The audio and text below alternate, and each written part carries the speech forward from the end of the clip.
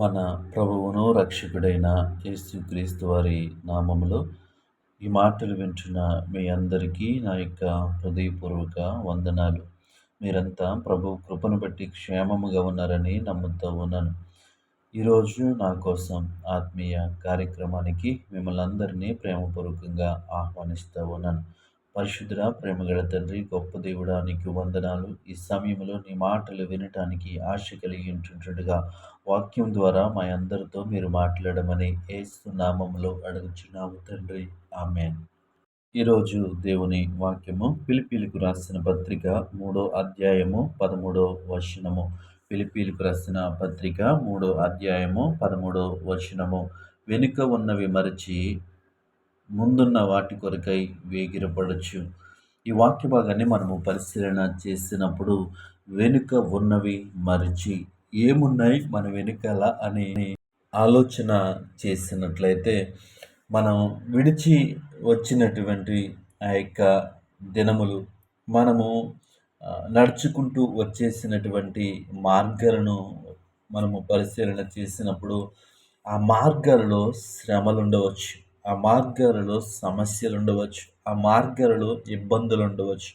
అవన్నీ కూడా మనము నడిచి వచ్చినటువంటి మార్గములో మనకి ఉండొచ్చు. అనగా మనం విడిచిపెట్టినటువంటి స్థలములో మన వెనుక అవన్నీ కూడా ఉండొచ్చు. అయితే వెనుక ఉన్నవి మరిచి మనం వెనకాల ఉన్నటువంటి ఆ శ్రమలు, ఆ సమస్యలు, ఆ ఇబ్బందులను మరచి ముందున్న వాటి కొరకై వేగిరపడచ్చు.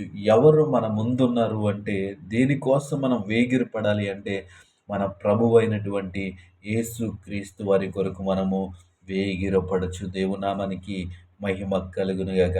మనము వేటి కొరకు వేగిరపడాలి అంటే, మన ముందున్న వాటి కొరకు వేగిరపడాలి. ఎవరు మన ముందున్నారు, ఏమి మన ముందున్నదని మనం గమనించినట్లయితే మన ప్రభువు అయినటువంటి యేసుక్రీస్తు మన ముందున్నారు. ఆయన మన ముందు నడుస్తూ ఉన్నారు. కానీ మనము ఈ లోకంలో ఏం చేస్తున్నామంటే, వెనుక ఉన్న వాటిని జ్ఞాపకము చేసుకుంటా ఉన్నాం.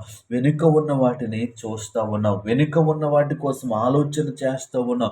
వెనుక ఉన్న వాటిని తలంచుకుంటూ చింతిస్తూ ఉన్నాం. వెనుక ఉన్న వాటిని తలంచుకుంటూ దుఃఖపడుతూ ఉన్నాం.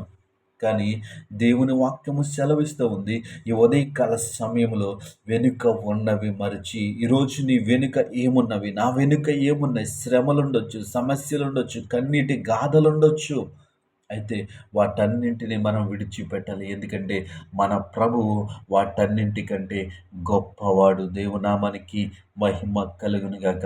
ఆ ఇశ్రాయేలు ప్రజలు ఆ యొక్క ఐగుప్తు దేశం నుండి బయలుదేరి వెళ్తూ ఉన్నప్పుడు వెనుక వెనుక ఆ యొక్క సైన్యము వెంబడిస్తూ ఉన్నప్పుడు, వెనుక వెనుక ఆ ఐగుప్తీలు వెంబడిస్తూ ఉన్నప్పుడు, వీళ్ళ ముందుకు సాగుతూ ఉన్నప్పుడు మోషే ఆ ఎర్ర సముద్రాన్ని ఆ యొక్క కర్రతో పాయలు చేసినట్లుగా మనము చూస్తూ ఉన్నాం. వారు వెనుక చూసి నడుస్తూ ఉన్నారు. కానీ వారు కొంత దూరం నడిచిన తర్వాత వెనకాల సముద్రం ఏమైంది? కలిసిపోతూ ఉంది. ఐగుప్తీయులందరూ ఆ సముద్రంలో కొట్టుకుపోతూ ఉన్నారు. అందుకే దేవుని వాక్యము సెలవిస్తూ ఉంది, వెనుక ఉన్నవి మరచి ముందున్న వాటి కొరకై వేగిరపడచ్చు. ముందున్న కోసము మనం వేగిరపడే వారిగా ఉండాలి. ముందు మన ప్రభు అయినటువంటి యేసుక్రీస్తు ఉన్నారు. ఆయన మన జీవితంలో అద్భుతాలు చేస్తాడు. ఆయన మన జీవితంలో ఆశ్చర్యకార్యాలు చేస్తాడు. మార్గము లేని చోట ఆయన మార్గము కలుగ చేయగలిగినటువంటి సమర్థుడు. దేవునామానికి మహిమ కలుగును గాక.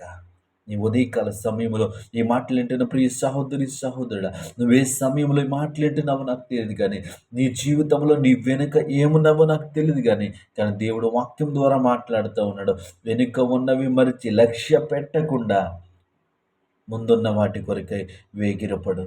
ముందు ఆ, దేవుడైనటువంటి యెహోవా మన ముందుండగా, మన ప్రభువు మన ముందుండగా, మన తండ్రి మన ముందుండగా, దేవుడు మన ముందుండగా వెనుక ఉన్న వాటిని చూసి మనం భయపడవలసిన అవసరము లేదు. ఇశ్రాయేలు ప్రజలు భయపడతా ఉన్నారు. కానీ మోషే ఆ యొక్క సముద్రాన్ని, ఆ యొక్క కర్రతో సముద్రాన్ని తాకినప్పుడు సముద్రములో పాయలుగా చీలిపోయింది.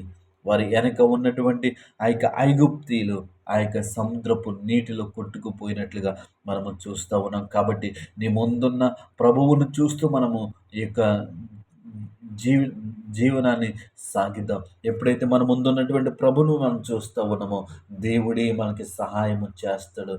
దేవుడే మనల్ని ఆదరిస్తాడు. దేవుడే మన పట్ల కృప చూపిస్తాడు. కాబట్టి ఈ వాక్యం వింటున్న ప్రియ సహోదరి, సహోదరుడా, నీ జీవితంలో, నా జీవితంలో వెనక ఉన్న వాటిని మరిచిపోయి ముందున్న మన ప్రభు వైపు మన యొక్క దృష్టి నిలిపి ఆయన వెనకాల మనము నడుస్తాం. ఆయన వెనకాల మనము సాగుదాం. ఆయనే మనకి మార్గమయ్యుండి, వెనక ఉన్న వాటిని ఆయన గుర్తు చేయకుండా ముందున్నటువంటి ఆ యొక్క మంచి భవిష్యత్తును మనకి చూపిస్తాడు. మంచి జీవితాన్ని మనకిస్తాడు. అట్టి కృప దేవుడు మనకందరికీ అనుగ్రహించునుగాక. ఆమేన్.